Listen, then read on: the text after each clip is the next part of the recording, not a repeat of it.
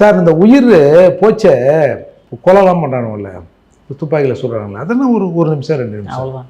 ஆனால் ஒரு இரவு முழுக்க அடி வாங்கி பல மணி நேரம் அடி வாங்கி அந்த உயிர் சிறுக சிறுக சிறுக சிறுக இருந்து ஒரு கட்டத்தில் மூர்ச்சியாகி சாவறான்னா அது எவ்வளோ பெரிய குடும்பம் சார். அது 100 கோடி நிவாரணம் கொடுங்க.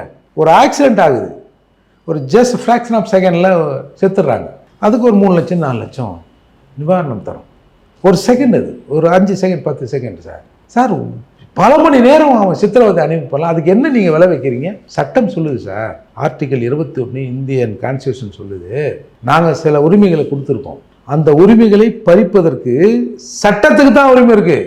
அந்த உரிமையை நான் போலீஸு, நான் அவங்க, நான் இவங்க அப்படிலாம் நீலாம் பறிக்க முடியாது. ஒரு சட்டம் ஒருத்தனுக்கு தூக்கு தண்டனை தரலாம், அவன் வாழுகின்ற உரிமையை நான் முடக்கிறேன் பறிக்கிறேன் அப்படின்னு சட்டத்துக்கு தான் உரிமை இருக்குது.